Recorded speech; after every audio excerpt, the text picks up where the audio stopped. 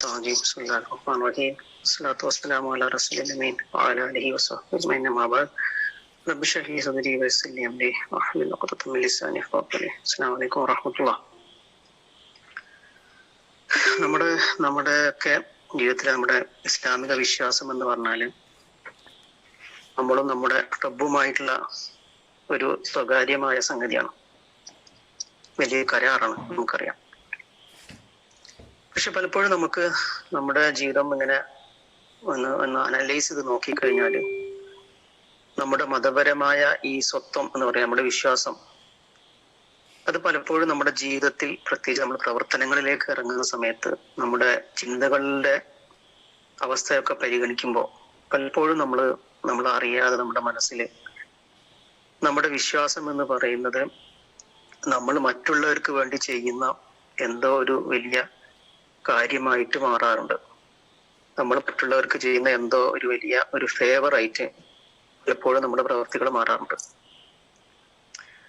സാധാരണഗതിയിൽ ഇത് സംഭവിക്കാൻ നമ്മളെ പോലുള്ള വളരെ ഈസി ആയിട്ട് വിശ്വാസം നിലനിർത്താൻ സാധിക്കുന്ന, പ്രത്യേകിച്ച് വെല്ലുവിളികളൊന്നും ഇല്ലാത്ത ഒരു സന്ദർഭത്തിൽ നമ്മൾ സ്വാഭാവികമായിട്ട് നമ്മൾ വ്യക്തിപരമായ നേട്ടങ്ങൾ, താല്പര്യങ്ങൾക്കൊക്കെ മുൻഗണന കൊടുത്തുകൊണ്ട് നമ്മുടെ വിശ്വാസം കൊണ്ട് എനിക്ക് ഇതൊക്കെ കിട്ടാൻ എനിക്ക് അതിന് അർഹതയുണ്ട്, അല്ലെങ്കിൽ ഞാൻ ഇങ്ങനെ ചെയ്യുന്നത് കൊണ്ട് മറ്റുള്ളവർക്കൊക്കെ കുറെ കാര്യമുണ്ട് എന്നൊക്കെ നമ്മൾ അറിയാണ്ട് ചിന്തിക്കും.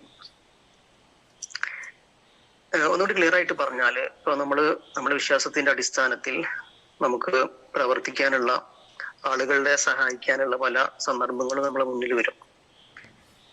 ഇപ്പൊ സമൂഹത്തിൽ എല്ലാവരും ചെയ്യേണ്ട നന്മകളുടെ ഉദാഹരണമായിട്ടൊരു ഒരു മസ്ജിദ് ക്ലീൻ ചെയ്യാനുള്ള ഒരു അവസരം, അല്ലെങ്കിൽ ഏതെങ്കിലും ഒരു സംഘടന ഒരു നല്ല കാര്യത്തിന് വേണ്ടി നമ്മൾ ക്ഷണിക്കുന്നു.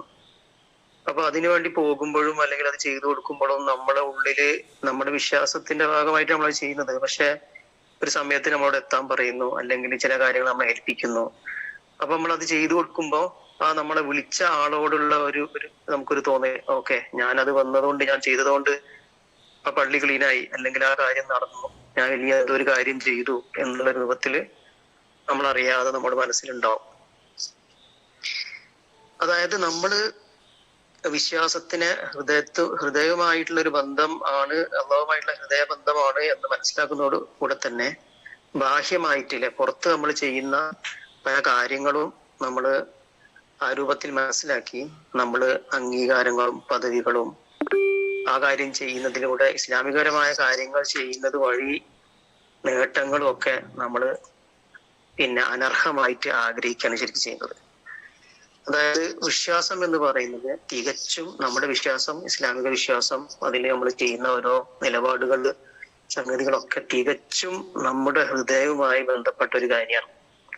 അത് നമ്മൾ വേറൊരു നേട്ടത്തിന് വേണ്ടിയിട്ട് അത് ഉപയോഗപ്പെടുത്താൻ പാടില്ല എന്നതാണ്. അതായത് നമ്മൾ ഇടപാടുകൾ എന്ന് പറയാറുണ്ട്. അതായത് മതം എന്ന് പറഞ്ഞാല്, നമ്മുടെ വിശ്വാസം എന്ന് പറഞ്ഞാല് ഒരു ഇടപാടല്ല. അതായത് ഇടപാടല്ല എന്ന് പറഞ്ഞാല് നമ്മൾ ആളുകൾക്കിടയിൽ നമുക്ക് ഒരു ഇടപാടായിട്ട് കൊണ്ടു നടക്കാൻ പറ്റുന്ന, അല്ലെങ്കിൽ അങ്ങനെ ഒരു നിലപാട് കൂടി കൊണ്ടു നടക്കാൻ പറ്റുന്ന ഒരു ഇടപാടല്ല എന്നുള്ളതാണ്. അതായത് നമ്മുടെ വിശ്വാസം എന്ന് പറഞ്ഞാല് ഒരു ഉപകരണമായിട്ട് നമുക്ക് ഉപയോഗിക്കാൻ പറ്റില്ല. അത് ഇത് കിട്ടാൻ വേണ്ടിയിട്ട് ഒരു ടൂൾ എന്ന് പറയില്ല, അത് കിട്ടാൻ വേണ്ടി ഞാൻ ഒരു ഉപകരണമായിട്ട് വിശ്വാസം ഉപയോഗപ്പെടുത്തുക, അല്ലെങ്കിൽ ഏതെങ്കിലുമൊക്കെ നേടിയെടുക്കാൻ വേണ്ടിയിട്ട് ഒരു ഉപകരണമായിട്ട് വിശ്വാസത്തെ ഉപയോഗപ്പെടുത്തുക എന്നുള്ളതാണ്. അങ്ങനെയൊന്നും അത് വന്നുകൂടാ. കാരണം അങ്ങനെയൊക്കെ വന്നു കഴിഞ്ഞാൽ നമ്മുടെ ഇസ്ലാമിക വിശ്വാസം ചോർന്നു പോവാണ് ചെയ്യുന്നത്. അതിന്റെ കൂടെ ഇപ്പോ ഈമാനിന്, വിശ്വാസത്തിനൊരു തോതുണ്ടല്ലോ അല്ലെ, അത് നമ്മൾ മനസ്സിലാക്കിയ വിശ്വാസത്തിന്റെ അടിസ്ഥാനത്തിൽ നമ്മൾ ഡെവലപ്പ് ചെയ്തൊരു കാര്യമാണ്. കുറെ കാര്യങ്ങൾക്ക് എടുത്തുകൊണ്ട് നമ്മളാകുന്ന ഓരോ വ്യക്തികളും ഡെവലപ്പ് ചെയ്ത് ഉണ്ടാക്കിയെടുത്തൊരു സംഗതിയാണ് ഈ വിശ്വാസം എന്ന് പറഞ്ഞാല്. അപ്പൊ ഇങ്ങനെ നമ്മൾ ചെയ്യുമ്പോൾ ശരിക്കും അതിന്റെ ആത്മാർത്ഥത കുറയാന്ന് പറയുമ്പോൾ ഈമാന്റെ ലെവല് കുറയാണ് ചെയ്യുക. അതേപോലെ തന്നെ ഹിദായത്ത് എന്ന് അള്ളാഹു പറയുന്ന ഒരു സംഗതി കൊണ്ട് അള്ളാഹു ഉദ്ദേശിക്കുന്ന ഒരു കാര്യമുണ്ട്. അത് നേരത്തെ പറഞ്ഞതുപോലെ ഒരു വ്യക്തിയുടെ, ഒരു മനുഷ്യന്റെ ഹൃദയവും അള്ളാഹു തമ്മിലുള്ള ഒരു ബന്ധമാണ്. ആ ഹിദായത്ത് എന്ന് പറയുന്നതിന്റെ ഉദ്ദേശം തന്നെ ഇല്ലാതാക്കുന്ന ഒരു പണിയാണ് ശരിക്കും നമ്മൾ അതുവഴി ചെയ്യുന്നത്. ഇതുമായി ബന്ധപ്പെട്ട് പല സൂചനകളും ഖുർആനിലുണ്ട്. ഒരു ആയത്ത് മാത്രം നിങ്ങളുടെ മുമ്പിൽ ഓർമ്മപ്പെടുത്തുന്നത്. നമ്മൾ സാധാരണ കേൾക്കുന്ന ചെറിയൊരു സൂറത്താണ് സൂറത്തുൽ ഹുജറാത്ത് എന്ന് പറയുന്നത്. അതിന് 17-ാമത്തെ ആയത്തിൽ പറയുന്നുണ്ട്, യമുന്നൂന അലൈക അൻ അസ്ലമു ഖുൽ ലാ തമുന്നു അലയ്യ ഇസ്ലാമക്കും ബലില്ലാഹു യമുന്നു അലൈക്കും അൻ ഹദാക്കും ലിൽ ഈമാനി ഇൻ കുൻതും സ്വാദിഖീൻ.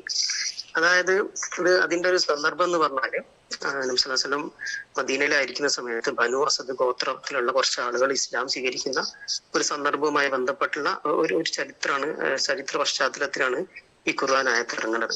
അപ്പൊ ഈ ആയത്തിൽ എന്താ പറയുന്നത് വെച്ചാല് തങ്ങൾ ഇസ്ലാം സ്വീകരിച്ചു വന്നത് നിന്നോടുള്ള ഔദാര്യമായി അവർ എടുത്തു കാണിക്കുന്നു. അള്ളാഹു പറയാണ് നബി സ്വല്ലല്ലാഹു അലൈഹി വസല്ലമയോട് ചെയ്ത വലിയ എന്തോ ഒരു ഔദാര്യം. ഇവിടെ ഉപയോഗിച്ച വാക്ക് എന്ന് പറഞ്ഞാൽ മന്ന എന്ന് പറയുന്നത്, മന്ന എന്ന് പറയുന്ന ഫേവർ, ഒരു ഔദാര്യം ചെയ്യുക എന്നുള്ള ഒരു സംഗതിയാണ്. അപ്പോ ഇവര് വിചാരിക്കുന്നത് എന്താന്ന് പറഞ്ഞാല് ഇവര് അവിടെ ഉള്ള ഒരു ഗോത്രമായിരുന്നു. സാധാരണഗതിയിൽ ഇസ്ലാമിലേക്ക് ആ സമയത്ത് വന്നുകൊണ്ടിരുന്നത് ആളുകൾ യുദ്ധവും കലാപവും ഒക്കെ ഉണ്ടാക്കി, സംഘർഷമൊക്കെ ഉണ്ടാക്കി, പിന്നെ അതുമായി ഒത്തുതീർപ്പൊക്കെ ആയതിനു ശേഷമാണ് ഇസ്ലാമിലേക്ക് ആൾക്കാർ വരിക. ഇപ്പൊ ഇവരെന്താന്ന് വെച്ചാൽ ഇവര് വേറെ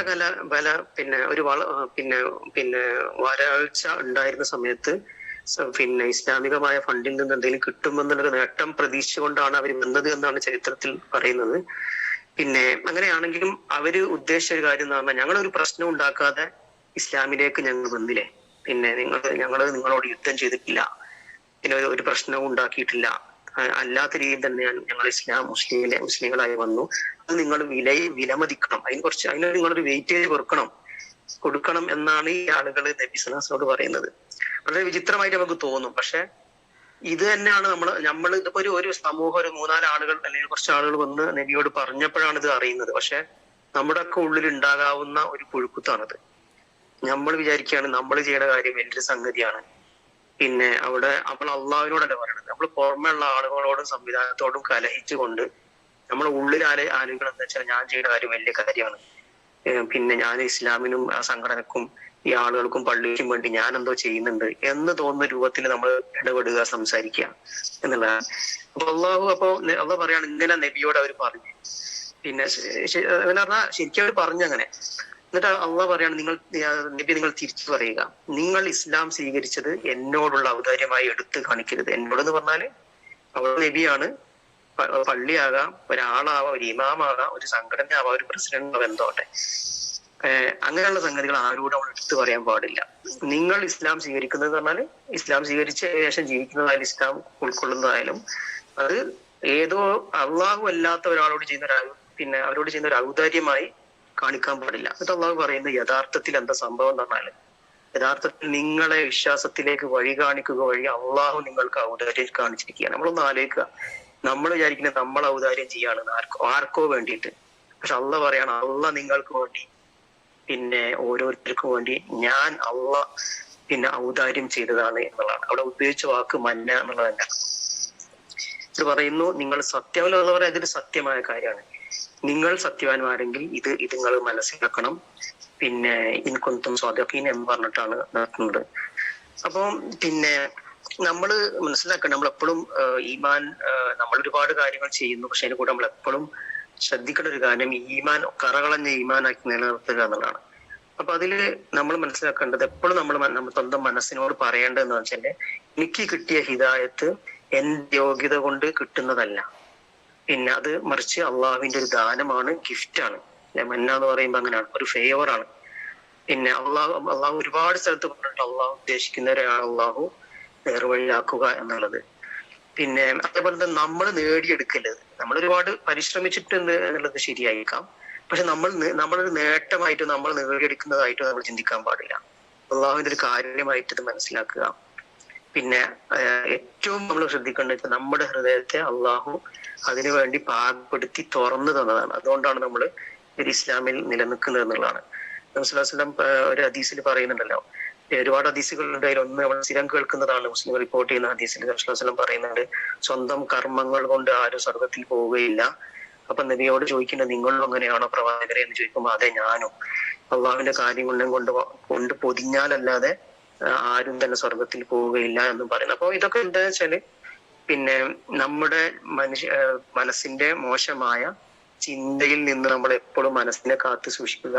നമ്മൾ ചിന്തിക്കുകയും പ്രവർത്തിക്കുകയൊക്കെ ചെയ്യുന്നത് ഏറ്റവും നല്ല കാര്യമാണ്. നമ്മൾ ഒരുപക്ഷെ നമ്മൾ ആലോചിച്ചുകൊണ്ടിരിക്കും, പക്ഷെ അതിനിടെ ഇതുപോലുള്ള പുഴുക്കത്തുകൾ വന്നു കഴിഞ്ഞാൽ ഒരു കാര്യവും അതുകൊണ്ട് ഉണ്ടാവുകയില്ല. എല്ലാം നെഗറ്റീവായിട്ടുള്ള ഒരു സംഗതിയായിട്ട് മാറും എന്നുള്ളതാണ്. പിന്നെ ഇസ്ലാമിന്റെ ഒരു മൊത്തം സ്ട്രക്ചർ നോക്കിയാൽ മനസ്സിലാവും ഈ വിശ്വാസത്തിലുള്ള ഇങ്ങനെയുള്ള അപജയങ്ങൾ, കുറവുകൾ, തെറ്റുകളൊക്കെ ഭയങ്കരമായിട്ട് നമ്മുടെ പരലോകത്തെ ബാധിക്കുന്ന കാര്യങ്ങളാണ്. ഒരുപാട് പ്രവർത്തനങ്ങൾ ചെയ്തിട്ടില്ല എന്നുണ്ടെങ്കിലും നമ്മുടെ വിശ്വാസവും നമ്മുടെ കാര്യങ്ങളും നിലപാടൊക്കെ നല്ല രൂപത്തിലാണെങ്കിൽ ആ ചെയ്യുന്ന കാര്യങ്ങൾക്ക് മൾട്ടിപ്ലൈ ആയിട്ട് നമുക്ക് പിന്നെ റിസൾട്ടുകൾ ഉണ്ടാവും. അതേസമയത്ത് കുറെ കാര്യങ്ങൾ ചെയ്തു, ഈ വിശ്വാസത്തിൽ കാര്യമായ പ്രശ്നങ്ങൾ ഉണ്ടായിരുന്നെങ്കിൽ ആ ചെയ്തതൊക്കെ വെറുതെ ആവുകയും ചെയ്യും. അതാണ് ഇസ്ലാമിന്റെ ഒരു രീതി എന്ന് നമുക്കറിയാം. നമ്മൾ ശ്രദ്ധിക്കുക, നമ്മുടെ വിശ്വാസത്തെ കുറിച്ച് നമ്മൾ എപ്പോഴും ഉണ്ടാക്കിയിരിക്കുന്ന രണ്ട് കാര്യമുണ്ട്. കൃതജ്ഞതയാണ്, അള്ളാഹുവിനോട് നന്ദി കാണിക്കണം എന്നുള്ള. രണ്ടാമത് വിനയവും. വിശ്വാസത്തിന്റെ കാര്യത്തിൽ നമുക്ക് വിനയം വേണം. ഇൻഷാ അല്ലാഹ് അള്ളാഹു നമ്മെ അനുഗ്രഹിക്കട്ടെ. പിന്നെ വിശ്വാസത്തെ പിന്നെ നമ്മൾ പ്രായം കൂടുന്തോറും നമ്മൾ ശ്രദ്ധിക്കേണ്ട ഒരു പ്രധാനപ്പെട്ട ഒരു കാര്യമാണ് വിശ്വാസത്തെ കറകളഞ്ഞതാക്കുക എന്നുള്ളത്. കാരണം പ്രായം നമുക്ക് അള്ളാഹു തന്നത് അത് മനസ്സിലാക്കാനും അത് ശരിപ്പെടുത്താനും വേണ്ടിയിട്ടാണ്. അതിന്റെ ഒരു ഘട്ടം കഴിഞ്ഞ് ഒരു പീക്കിലെത്തി പിന്നെ താഴോട്ട് പോകുന്ന ഒരവസ്ഥ നമുക്ക് ഉണ്ടാവാൻ പാടില്ല. അള്ളാഹു നമ്മെയും നമ്മുടെ കുടുംബങ്ങളെയും പിന്നെ എല്ലാവരെയും വിശ്വാസികളെയും ഒക്കെ ഈ ഒരർത്ഥത്തിൽ കാത്തു രക്ഷിക്കുമാറാവട്ടെ. നേടിയെടുത്ത വിശ്വാസത്തെ വളർത്തി ഇനി മുന്നോട്ട് കൊണ്ടുപോകാൻ അള്ളാഹു നമുക്ക് തൗഫീക്ക് ചെയ്യട്ടെ. അതിൽ നിന്ന് താഴോട്ട് പോകുന്ന ഒരവസ്ഥയിൽ നിന്ന് അള്ളാഹു നമ്മെ കാത്തു രക്ഷിക്കുമാറാവട്ടെ. ربنا